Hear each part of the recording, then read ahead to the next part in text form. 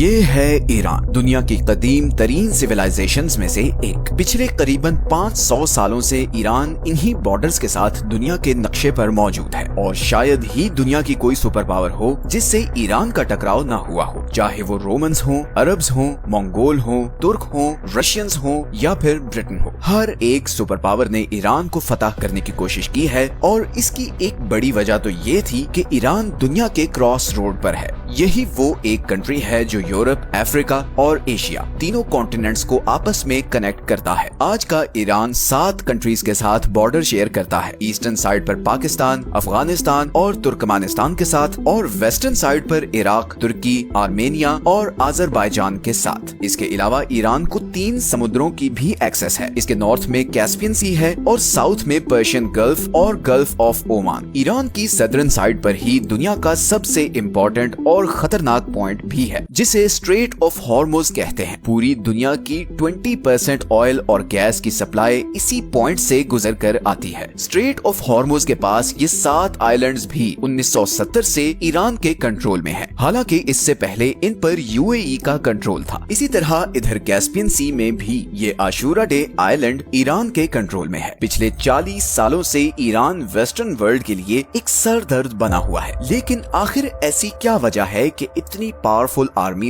और इकोनॉमीज होने के बावजूद अभी तक कोई भी वेस्टर्न कंट्री ईरान पर अटैक करके उस पर कब्जा नहीं कर सकी। सब कंट्रीज जानते हैं कि ईरान पर डायरेक्ट अटैक करना बहुत ज्यादा बैकफायर कर सकता है। ईरान को अनकॉन्करेबल बनाने में बहुत सी और रीजंस के साथ साथ उसकी ज्योग्राफी का भी बहुत बड़ा रोल है। सच यह है कि आज की वीडियो में हम देखेंगे कि ईरान की हिस्ट्री, उसकी ज्योग्राफी और उसकी प्रॉक्सी वॉर्स ने उसे इतना पावरफुल कैसे बना दिया है। सबसे पहले हम ईरान की ज्योग्राफी को समझते हैं। ईरान की सदर्न और वेस्टर्न साइड पर ज़ैग्रोस माउंटेन रेंज है। ईरान की कोस्ट लाइन से लेकर इराक और ऊपर तुर्की तक फैली हुई ये माउंटेन रेंज ईरान को एक जबरदस्त नेचुरल प्रोटेक्शन देती है। ये सारा एरिया बहुत ही पथरीला है और इसे क्रॉस करना बहुत ज्यादा मुश्किल है। इन पहाड़ों का ईरान को इतना फायदा है कि 1980 में जब इराक ने ईरान पर अटैक किया तो उसका प्लान ये था कि एक तो वो यहाँ खुजिस्तान के ऑयल रिच सूबे पर कब्जा कर ले और फिर यहाँ से आगे ईरान के बाकी शहरों पर भी कब्जा करके ईरानियन रेवोल्यूशन को कुचल दे, क्योंकि सब अरब कंट्रीज डरे हुए थे कि ईरानियन रेवोल्यूशन के असरात बाकी अरब तक ना फैल जाएं। मगर इराकी आर्मीज 2 सालों में सिर्फ इधर खुजिस्तान तक ही पहुंच सकी। उन्होंने बहुत कोशिश की कि वो ज़ैग्रोस के पहाड़ों को क्रॉस करके ईरान पर कब्जा कर सके, मगर उन्हें कामयाबी नहीं मिली और फिर इवेंचुअली ईरान इराकी फोर्सेस को पीछे धकेलता हुआ इराक के अंदर तक घुस गया। मगर यहाँ पर ईरान को भी ये मसला आया कि जहाँ इराकी आर्मी को आसानी से उसके शहरों से सप्लाई मिल रही थी, वहीं ईरानी आर्मी को सप्लाई पहुँचाना बहुत मुश्किल हो गया, क्योंकि ईरान के सारे बड़े डिपो और शहर ज़ैग्रोस माउंटेन रेंज के दूसरी तरफ थे। यही वजह है कि 8 साल बाद ये वॉर बगैर किसी नतीजे के खत्म हो गई और दोनों कंट्रीज के बॉर्डर में 1 इंच भी चेंज नहीं आया। इसी तरह ईरान के नॉर्दर्न साइड पर कैस्पियन सी के साथ अल्बोर्ज माउंटेन रेंज है जो इसे नॉर्दर्न साइड से प्रोटेक्शन देती है और ये पहाड़ सिर्फ ईरान को नेचुरल प्रोटेक्शन ही नहीं बल्कि बहुत से रिसोर्सेज भी देते हैं। ये दोनों mountain ranges uranium, silver, gold और जिंक से माला माल है। ईरान के पास दुनिया के सबसे बड़े जिंक के रिजर्व्स हैं। इसी तरह 20th सेंचुरी ने ईरान की इस ज्योग्राफी को 4 चांद लगाए जब यहाँ पर्शियन गल्फ के पास ऑयल और गैस के बहुत बड़े रिजर्व्स डिस्कवर हुए। आज की डेट में पूरी दुनिया के 10% ऑयल और 15% नेचुरल गैस के रिजर्व्स ईरान के पास हैं। ईरान को एक और चीज जो प्रोटेक्शन देती है वो 2500 किलोमीटर लंबी ये कोस्ट लाइन है जो 2 समुद्रों के बीच डिवाइडेड है। बंदर अब्बास ईरान का सबसे बड़ा सी पोर्ट दुनिया के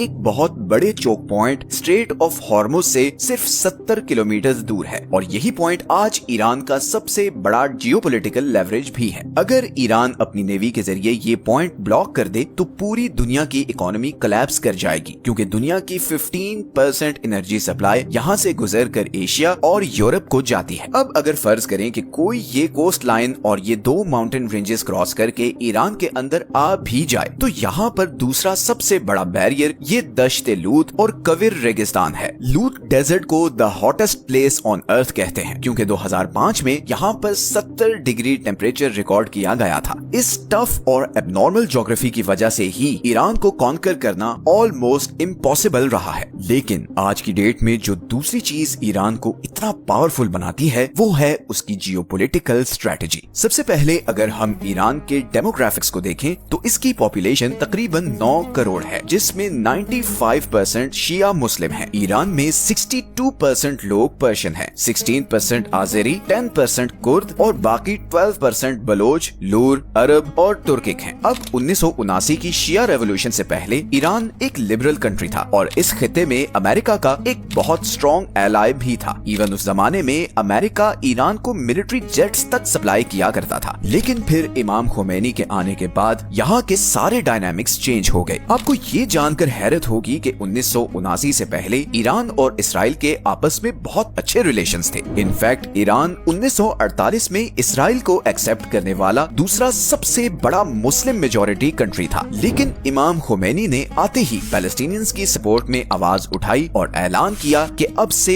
इसराइल ईरान का नंबर 1 एनिमी है। तेहरान ने इसराइल के साथ सारे डिप्लोमेटिक टाइज खत्म कर दिए। इसराइल जाने वाली सारी फ्लाइट्स कैंसिल कर दी गईं और तेहरान में मौजूद इसराइली एम्बेसी को पैलेस्टीनियन एम्बेसी में कन्वर्ट कर दिया गया। इसका सबसे पहला नतीजा तो ये हुआ कि इसराइल के साथ साथ ईरान के अमेरिका के साथ भी ताल्लुकात खराब होना शुरू हो गए। लेकिन ताल्लुकात की ये खराबी सिर्फ इसराइल और अमेरिका तक ही नहीं रही, बल्कि ईरान के गिर्द मौजूद सारी अरब स्टेट्स भी शिया रेवोल्यूशन के बाद अलर्ट हो चुकी थी। वो सब इस बात से खौफजदा थे कि कहीं ईरान की आइडियोलॉजी इधर अरब स्टेट्स तक ना पहुंच जाए और इसके नतीजे में उनकी किंगडम्स को अच्छा खासा नुकसान पहुंच सकता है। बिकॉज इन सब अरब स्टेट्स में बादशाहत थी। 1980 में इन्हीं सब अरब स्टेट्स ने मिलकर सद्दाम हुसैन को ईरान पर अटैक करने के लिए बैक किया था। यहीं पर ईरान को भी समझ आ गई कि अगर उसने सरवाइव करना है तो उसे अपनी आइडियोलॉजी को बाहर दूसरे कंट्रीज तक पहुंचाना होगा, क्योंकि उसके और उसके सबसे बड़े दुश्मन इसराइल के बीच ये सारे अरब कंट्रीज हैं जो उसके सख्त खिलाफ हैं। इसीलिए उसे कुछ ऐसा करना होगा कि इसराइल से दूर होने के बावजूद वो उसको थ्रेट कर सके। और यहीं पर ईरान ने ऐसे सारे ग्रुप्स को सपोर्ट करना शुरू किया जो एंटी इसराइल या एंटी ज़ायनिस्ट्स थे, जैसे कि पैलेस्टाइन में हमास, लेबनान में हिजबुल्लाह, सीरिया में फातिमियून ब्रिगेड, इराक में अल बदर और यमन में हौसी। इस सारे नेटवर्क को द एक्सिस ऑफ रेजिस्टेंस कहा जाता है और इसी नेटवर्क के जरिए ईरान इसराइल और इवन अरब कंट्रीज पर भी प्रेशर रखता है कि वो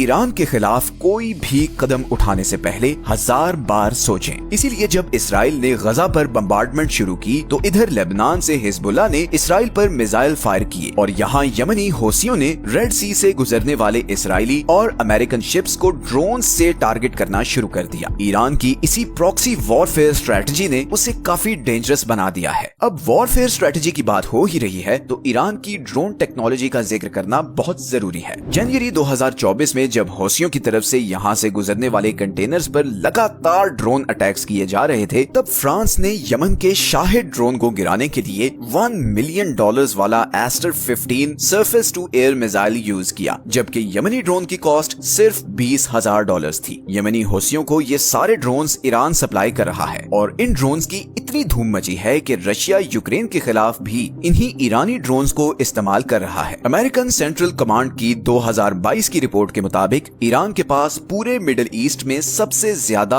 और मॉडर्न बैलिस्टिक मिसाइल हैं। ईरान के सारे मिसाइल्स 2000 किलोमीटर तक अपने टारगेट को हिट कर सकते हैं। तो इन अ नटशेल अगर हम ईरान की ज्योग्राफी, उसकी प्रॉक्सी स्ट्रेटजी और ड्रोन टेक्नोलॉजी को देखें तो इसके बावजूद कि ईरान पर वेस्टर्न दुनिया की सैंक्शंस हैं और उसकी इकोनॉमी ऑफिशियल ग्राउंड्स पर बहुत छोटी है, ईरान एक ऐसे कंट्री के तौर पर सामने आता है जिसके पोटेंशियल के बारे में बहुत सी अनसर्टेनिटीज हैं, चाहे वो उसका न्यूक्लियर प्रोग्राम हो, प्रॉक्सी नेटवर्क्स की फंडिंग हो या मिसाइल टेक्नोलॉजी। ईरान के बारे में बहुत से ग्रे एरियाज हैं जिनकी वजह से वेस्टर्न कंट्रीज उस पर डायरेक्ट अटैक करने से कतराते हैं। अगर हम सिर्फ यही एक पॉइंट को देखें कि दुनिया के 2 choke points Strait of Hormuz और बाब अल मंदेब ईरान की टारगेट रेंज में हैं, तो यही चीज उसे बहुत पावरफुल लेवरेज दे देती है। और अब तो रशिया और चाइना भी अनऑफिशियली ईरान को बैक कर रहे हैं। अभी हाल ही में जब हमास के लीडर इस्माइल हुनिये को ईरान में असैसिनेट किया गया तो बहुत सी ऐसी अनकन्फर्म रिपोर्ट्स भी सामने आई कि रशियन इंटेलिजेंस और मिलिट्री जनरल्स ईरानी ऑफिशियल से मिले हैं और उन्हें यकीन दिलाया है कि अगर वो इसराइल के खिलाफ रिटेलिएट करते हैं तो वो ईरान का भरपूर साथ देंगे। फिलहाल तो इस्माइल हुनिये के कत्ल के बाद ईरान की इंटरनल सिक्योरिटी पर बहुत से सवालात उठ रहे हैं और बज़ाहिर बज़ाहिर ऐसा लग रहा है जैसे इंटरनली कुछ गड़बड़ भी है। ईरान इस पर कब और कैसे रिटेलिएट करेगा और क्या ईरान इसराइल और अमेरिका का जवाबी वार सहने की सलाहियत रखता है, ये तो आने वाला वक्त ही बताएगा। ये हैं वो सारे सोर्सेज जहां से हमने इस वीडियो के लिए कंसल्ट किया है। मिलते हैं नेक्स्ट वीडियो में एक और इंटरेस्टिंग टॉपिक के साथ। अपना ख्याल रखें। अल्लाह हाफिज।